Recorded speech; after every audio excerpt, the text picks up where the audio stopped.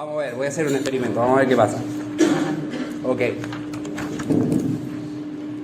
Para pensar realmente el pensamiento descolonial tenemos que ver de qué nos estamos descolonizando, eso en un principio, de qué nos estamos descolonizando. Entonces, yo me voy a basar en el sociólogo descolonial Ramón Grossfogel. Él publicó hace poquito un libro que se llama De la sociología de la descolonización al nuevo antiimperialismo descolonial.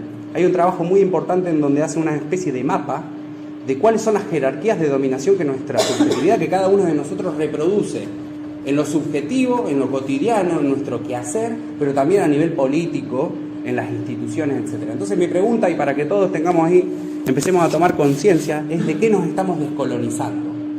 A partir de 1492, a partir de que Colón se baja de los barcos, viene una civilización nueva a nuestro territorio y después se sigue expandiendo a escala global. Pero, ¿qué pasa cuando Colón baja del barco? Colón baja del barco con la cristiandad. Colón baja del barco con un tipo de subjetividad patriarcal cristiana enraizada por la estructura militar española.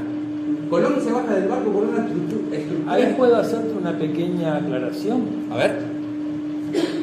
Todavía, vos estás hablando de la estructura militar española y España como tal... No existía. Exactamente. Existe Castilla y Aragón. Exacto. Era el imperio visigodo expandiéndose, destruyendo el mundo musulmán, porque antes... Claro. Acá hay un mito.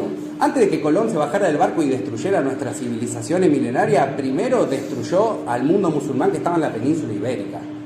Cuando se habla de la reconquista por parte de los españoles, y a los judíos, y a los judíos y a los afro, y a los cristianos unitarios. Bueno, entonces, la expansión imperial colonial europea no solamente destruye civilizaciones que impuso, sino que también impuso la suya. Y una civilización no es simplemente una estructura de dominación, es el eurocentrismo, o la cristiandad, o el patriarcado de la cristiandad, o el racismo. No, son una multiplicidad de formas de ser y estar en el mundo que se nos impuso como cultura y como subjetividad. Ahora los nuevos sujetos que nacen en estas tierras al calor de la educación moderna occidental, toman en su forma de ser un montón de jerarquías de dominación que el profesor Ramón Grossfogel, en un capítulo después se lo voy a pasar a la profesora para que lo quiera leer, que lo tenga, él describe 16 jerarquías de dominación, estructuras, que son jerarquías de dominación, formas de relacionarnos entre nosotros que son jerárquicas y que se impone en una dominación y una explotación de los demás. Entonces dijimos, estaba la espiritualidad de la cristiandad, que niega todo el resto de las espiritualidades del mundo y solamente concibe a ella como la única válida. La epistemología europea, que es profundamente eurocéntrica y se mundializa a través de las universidades occidentalizadas. En las universidades estudiamos por lo general hombres blancos de 5 países. Busquemos nuestros programas de estudio. Alemania, Inglaterra, Francia, Estados Unidos y secundariamente Italia, porque Italia es el sur de Europa. Entonces, estos 5 países, y esto lo trabaja muy bien Boaventura de Sousa Santos, en donde nos muestra que todas las universidades occidentalizadas en todo el planeta Tierra tenemos los mismos programas de estudio para que se forme el mismo tipo de subjetividad. Entonces dijimos, bueno, la espiritualidad, la educación, la forma de relacionarnos con la naturaleza, sujeto-objeto, eso viene de Europa. El resto de las civilizaciones tenían una relación holística con la naturaleza. No tenían problemas con la espiritualidad, no había distinciones, etc. Se impone también a escala global la lógica centro-periferia. Se impone también una estructura de clases, etcétera, etcétera. Vamos a encontrar múltiples jerarquías de dominación que a partir de 1492 se imponen a nivel global y van evolucionando. Pero lo que tienen en común todas estas jerarquías de dominación es la civilización moderna. Resulta que la modernidad, ese tiempo, esa edad del mundo que nace a partir de 1492, la de la Ilustración, la de la Revolución Francesa, el positivismo, etcétera, etcétera, es una cultura hecha mundial, habiendo negado a todas las demás, constituida por una multiplicidad de jerarquías de dominación que generan un sujeto europeo profundamente moderno y destructivo de la vida. Ha ido evolucionando, bueno, el capitalismo como modo de producción, etc. Entonces, cuando los marxistas y el marxismo del siglo XX y el pensamiento crítico del siglo XX nos dice que el problema es el capitalismo, el pensamiento descolonial le dice no solamente es el capitalismo, porque el capitalismo es el sistema económico de la modernidad. La modernidad es la gran civilización y el capitalismo es su expresión económica. El liberalismo y después el neoliberalismo en la política va a ser su expresión en la política.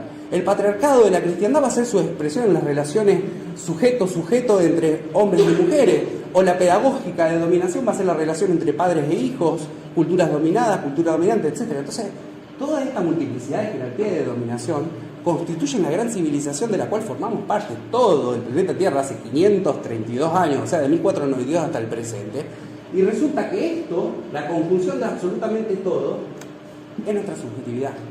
Ahí está la filosofía de la liberación diciendo cuál es el fundamento del capital, del neoliberalismo, del patriarcado, del racismo, el sexismo. ¿Cuál es el fundamento? ¿De dónde nace todo? Estado-nación liberal. El mismo Estado-nación liberal. Eso es una farsa. El Estado-nación, con una sola identidad, una sola nación, un solo lenguaje, en un territorio, etcétera, no existió nunca en la historia de la humanidad, pero se impuso militarmente a partir de 1492 hasta el presente. Entonces, la modernidad o Europa, cuando llega a América Latina en 1492 y se empieza a expandir la colonización, etcétera, impone este tipo de subjetividad capitalista, patriarcal, racista, sexista, antiecológica, etcétera, etcétera. Después podemos ir por la lista y es larga. Y este tipo de subjetividad, el sujeto moderno, el individuo, es el que se mundializó. Hoy todos nosotros reproducimos en lo singular, en nuestra vida cotidiana, todas esas estructuras de dominación. Ahora, y para cerrar un poquito la idea, la colonialidad, al estar encarnada en nosotros mismos y al reproducirse en nuestras prácticas, implica que para descolonizarse se tenga que hacer un doble trabajo. Uno es la descolonización interna de todas las estructuras de dominación que yo reproduzco, porque para ser sintético es porque el ego moderno que constituye mi subjetividad, ego le decimos porque hay un yo que busca siempre su propio interés, y esa es la estructura de la sociedad moderna. Adam Smith, si no busquemos las teorías, ahí está todo dicho, nos lo dicen Freud, etcétera. Freud es enaltecer al ego, claro, y ponerlo bien fuerte para que se pueda comer el mundo. Weber, la acción racional con arreglo a fin. O sea, está todo ahí. Entonces, ¿qué decimos nosotros? La descolonización implica un trabajo hacia adentro, pero mucho cuidado con ese trabajo hacia adentro, porque después nos convertimos en New Age. Creemos que vamos a la montaña, nos limpiamos entre nosotros, fumamos algo y ya nos descolonizamos. Y después están los otros, las hipiamos, pero después están los marxistas ortodoxos o los críticos de la realidad empírica, que no le prestan para nada atención a lo espiritual, a lo subjetivo. Entonces creen que transformando la realidad y las instituciones ya arreglamos todo. Que transformando el modo de producción capitalista, con que los obreros ahora sean los dueños de los medios de producción, ya solucionamos la historia. Pero no transformaron nada adentro. Entonces los obreros toman los medios de producción y van a seguir reproduciendo las mismas prácticas contra las cuales se estaba luchando. Entonces la decolonialidad es un trabajo interno y un trabajo externo, contra las estructuras subjetivas y contra las estructuras objetivas, las dos a la vez, simultáneamente.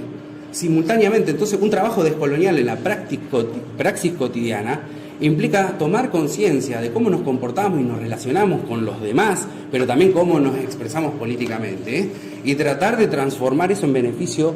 Ahora sí, hay que tomar un sujeto, un actor privilegiado. Y para la filosofía de la liberación en la década del 60 y 70, el sujeto privilegiado era el pobre. Luego empezó a ser, ¿por qué? ¿Por qué el pobre? Y porque el pobre es el que precisamente sufre la dominación en mayor sentido de todas las estructuras de dominación. Porque la pobreza te deja fuera incluso de la posibilidad de reproducir tu vida.